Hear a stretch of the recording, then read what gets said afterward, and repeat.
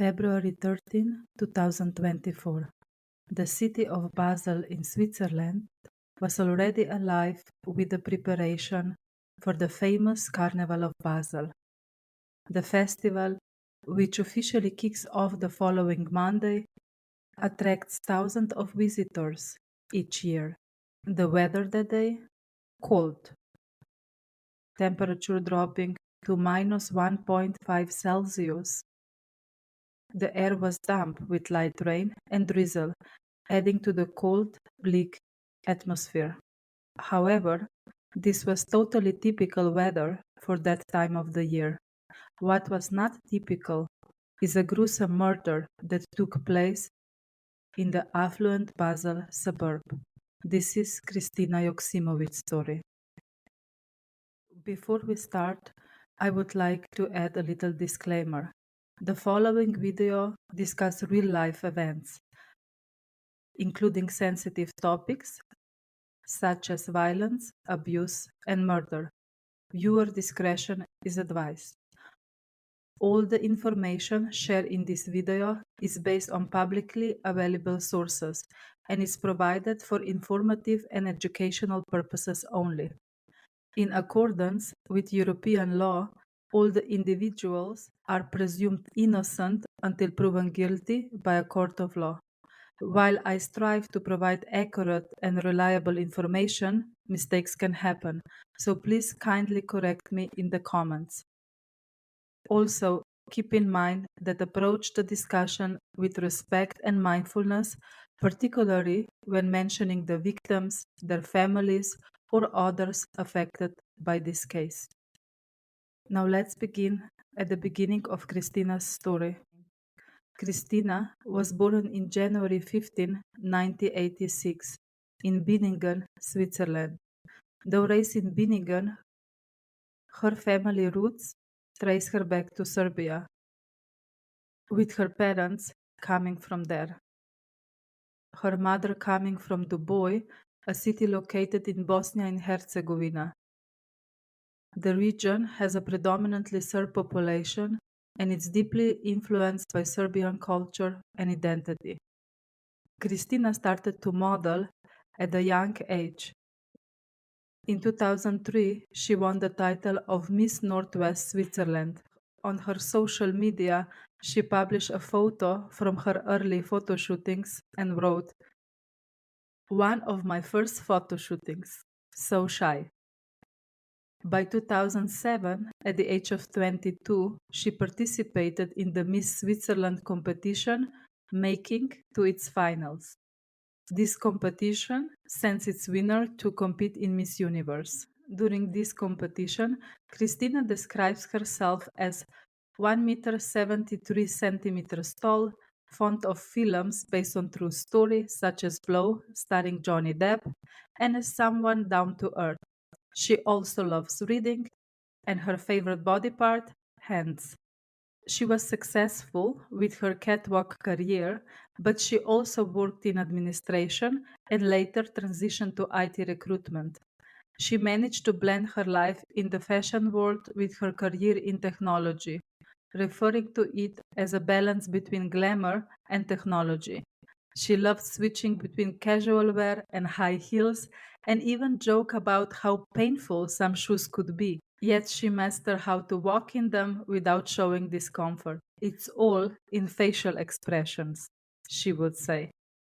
Later, Christina became a catwalk coach, helping women who wore high heels in both their professional and private lives. She consistently encouraged women to celebrate their uniqueness and support each other rather than compete.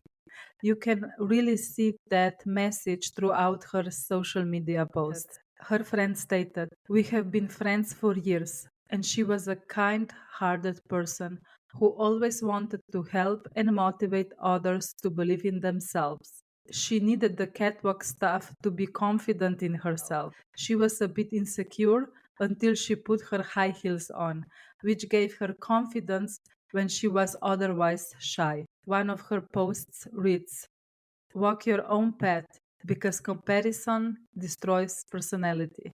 She met Thomas at work in 2016 I am using a pseudonym for him due to Switzerland identity privacy laws. What is also worth noticing is that Thomas ended the relationship with previous girlfriend in 2016 and shortly after began the relationship with Christina.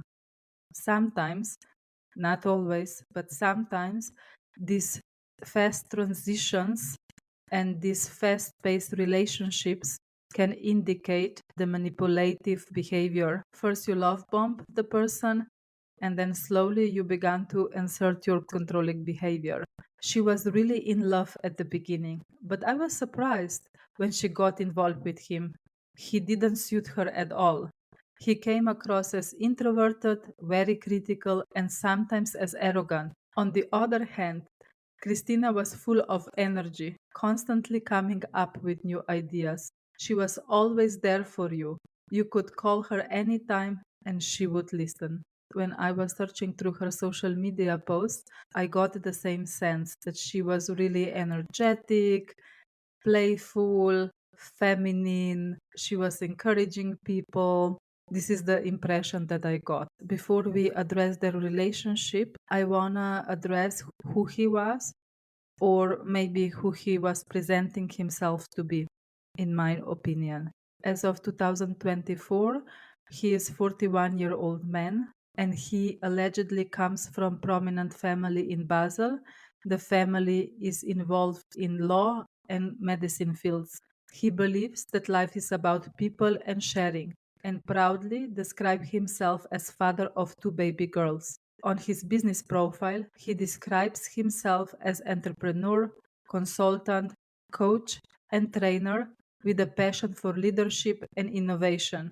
He trained his leadership skills from early on in Boy Scouts. With 14, he took over the leadership of platoon in the Boy Scouts. From there, he moved on to lead the entire organization, which he credits as a foundation of his leadership style. He founded his own company in 2022. Some sources suggest that Thomas was stressed out after founding his own company. He is a fan of Aldous Huxley. He loves his sharp critique of the society, especially in the book Brave New World. So now let's look who they were as a couple. As mentioned before, they met at work in 2016, and by August 2017 they were married. They exchanged their vows at the Grand Hotel Giesbach. It looks so beautiful. I am pretty sure their wedding cost a fortune. You can look at the pictures here. The view is breathtaking. They were living in spacious, semi-detached house in Binningen. This is a suburb of Basel. In this house, also the crime took place. They had two daughters together, first in 2020 and the second one in 2021. They were born just 17 months apart. Behind the wall of their beautiful home, things weren't as perfect as they seemed. Christina had confided in a close friend that the relationship had taken a downturn, especially after their children were born. He always thought he was better than anybody else, Christina's friend explained, recalling how Thomas would separate their families and friends during the child's birthdays to have his side and her side over separately. So basically, it looks like that their families didn't interact much at that point. That wasn't something that was present on their wedding because the both families were there at the same time.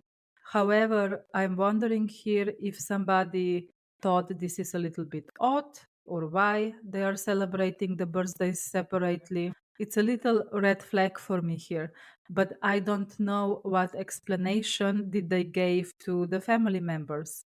European Institute for Gender Equality indicates that violence often escalates during life changes like pregnancy or separation. So we can see the parallel here in Christina's story. And of course, separation is the most dangerous time. According to Christina's friend, Thomas had developed obsessive and compulsive tendencies when it came to the children. They were his perfect project, and Christina was in the way. The friend said that Thomas was really rigid with the bed routines, with what they were allowed to listen. They weren't allowed to watch anything. They weren't allowed to wear clothes that are too feminine. He wanted them to grow multilingual, which to me it's pretty logical. In Switzerland, a lot of people are multilingual. They were near the French border. Also, not sure, maybe Christina spoke Serbian to them. Her friend believes he ultimately wanted her out of the picture to the point where Christina had said to her, Thomas always wants me to leave the house.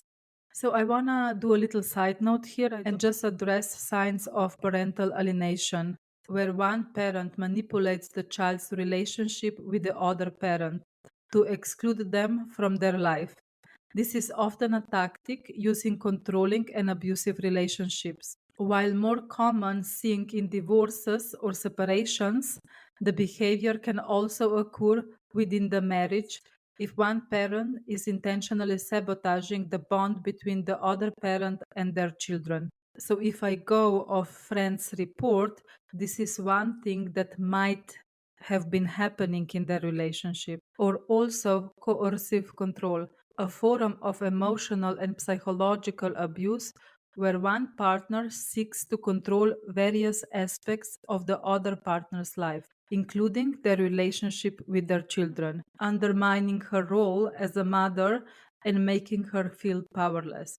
Friend also said that she was the type of person who didn't want to talk badly about her marriage, but in the last year she began to open up. This was a clear indication that things had gotten really, really bad. In front of others, Thomas was never physically violent, but he was verbally abusive, constantly disrespecting her with words, gestures, and even with his tone. Under one post, Christina wrote, There is always someone who can see your worth. Don't let it be you. They allegedly attended couple counseling together, but Thomas often refused to engage or left the sessions altogether. Here I am questioning if in the therapy sessions he was unable to take constructive criticism, maybe didn't want to cooperate anymore and just left the sessions. I don't know. What do you guys think? Also, Christina's friend recalled that once they were having a couple's dinner in some hotel, he was insulting the other couples, and Christina asked him to stop, that he was embarrassing, and he stood up and said to her, You don't have a right to stop me from talking, and went and left her there alone in the hotel. So, towards the end, she wanted to break up, but she was afraid of him. The sources also stated that she consulted a lawyer regarding the separation.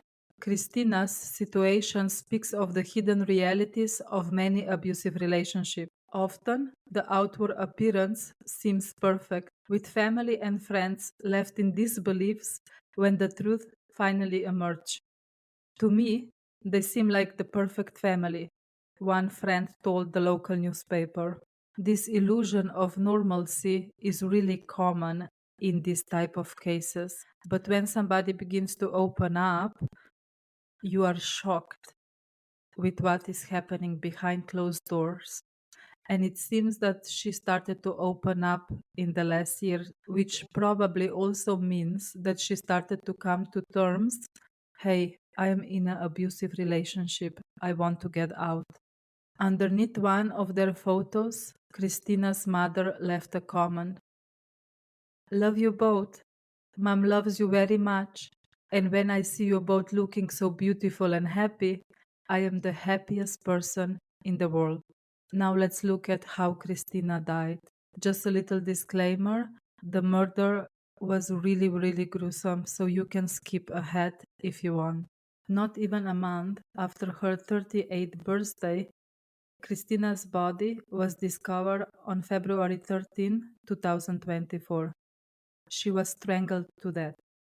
Her body shows signs of blood force trauma suffered prior to her death, with Christina having cuts on her cheek, under her eyebrow, and nose, as well as several bruises on her right lower leg, foot, shoulder blades, and on the back of her head. A closer examination also showed that she had some of her hair ripped out, but the violence didn't end with her death. According to autopsy, Christina's body was dismembered in the laundry room using a jigsaw, knife, and a garden shears.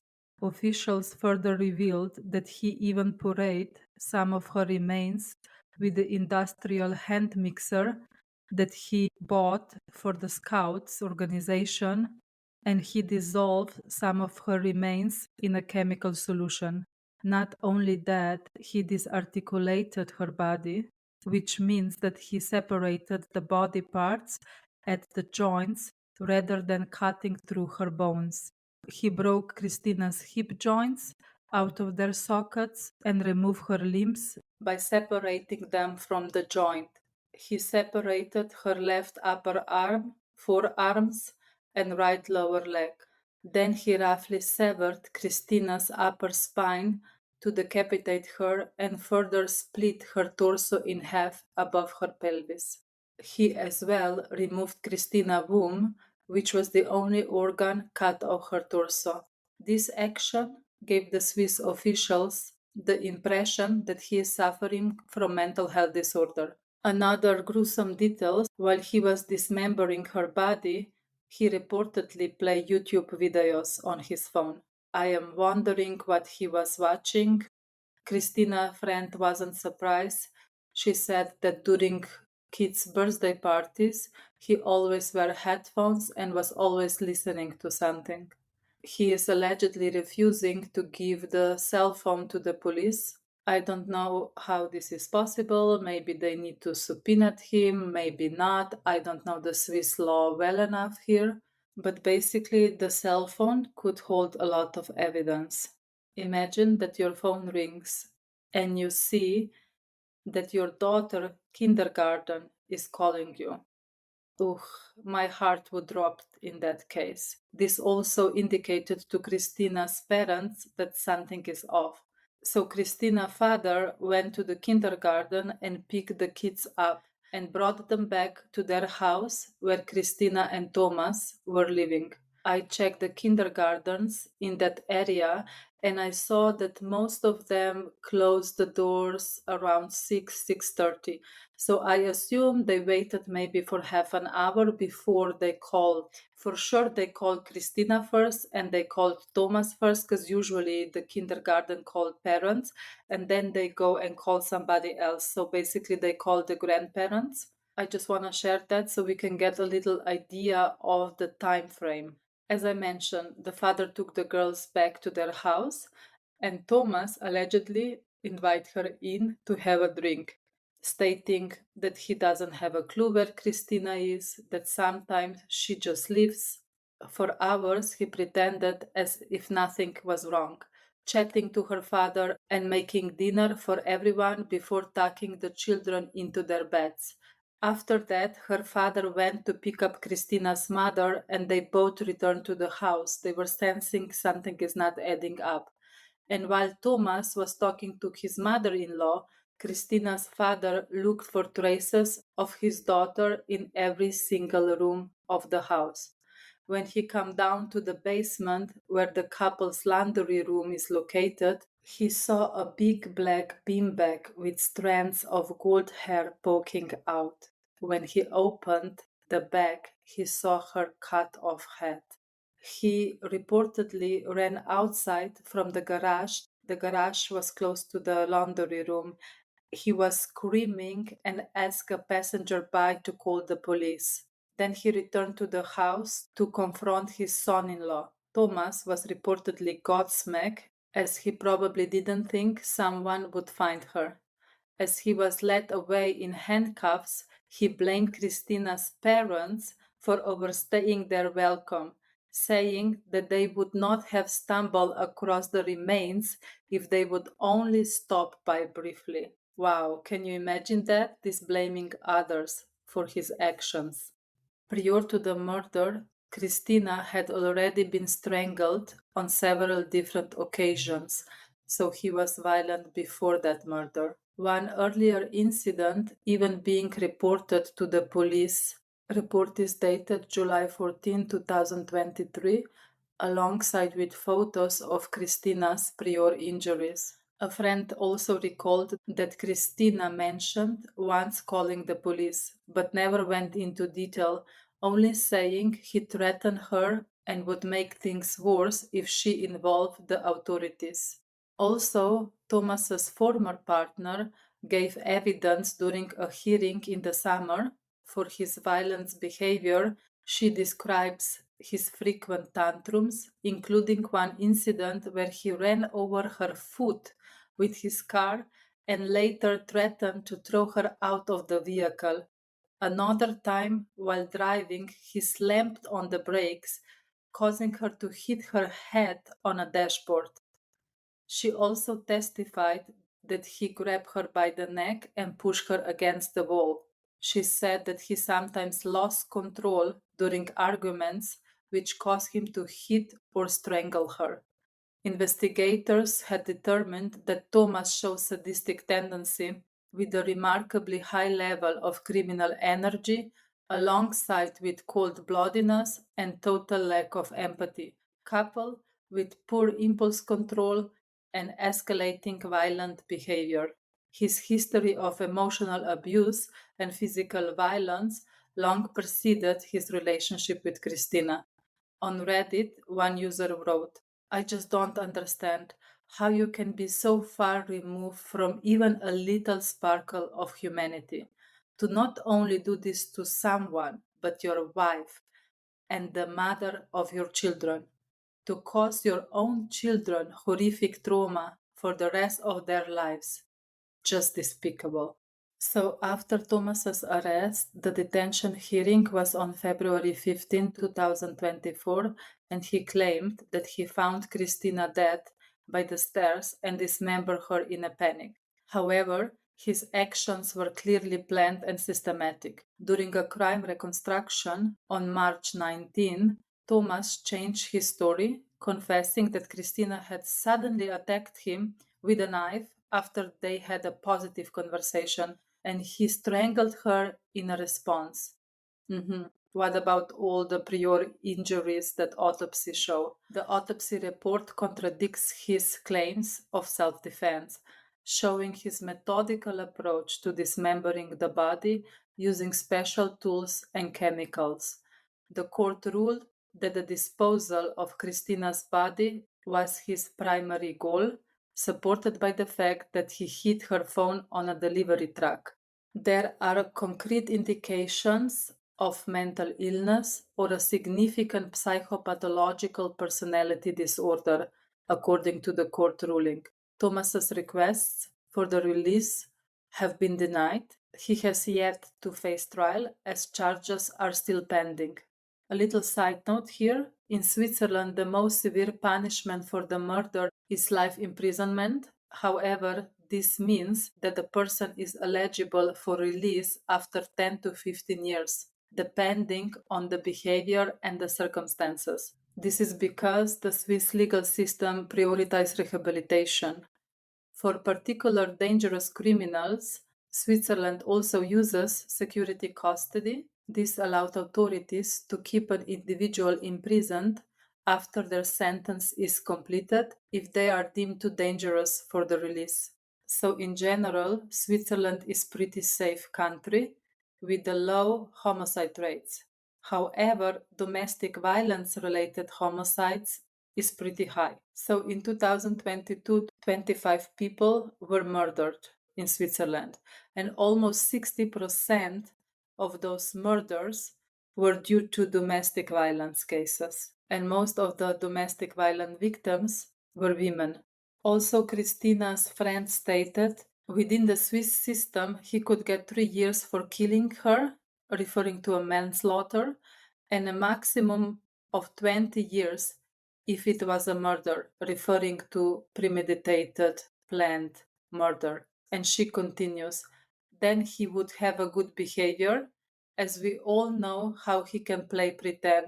So he would only have to do a third of whichever sentence he gets and be out in a few years, ready to do this again. Behind all this the custody battle is also taking place. The girls are right now in Christina's parents' temporary care, but Thomas's sister also requested the custody for them because seemingly Christina's parents are too old and too destroyed after the murder to take care of these girls long term. So we don't know what will happen here. I know that Christina has a sister as well, so maybe she will try to get the custody as well. But the lawyers are involved, and Thomas's family is in law, so of course they have a better resources to win this case. There were a lot of people at the funeral, including family who traveled here from abroad. It was heartbreaking and surreal. Even though we knew it was Christina's funeral, it didn't felt real. It was unbelievable for everyone.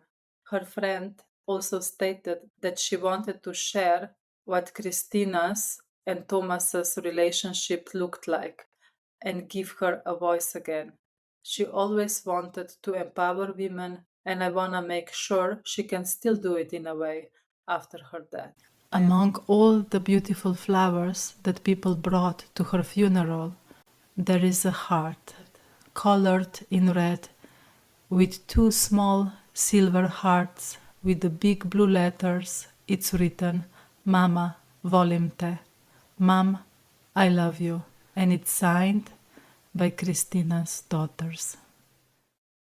I am ending this case here. In the descriptions down below, I'll have a link where you can turn to in case of the domestic violence.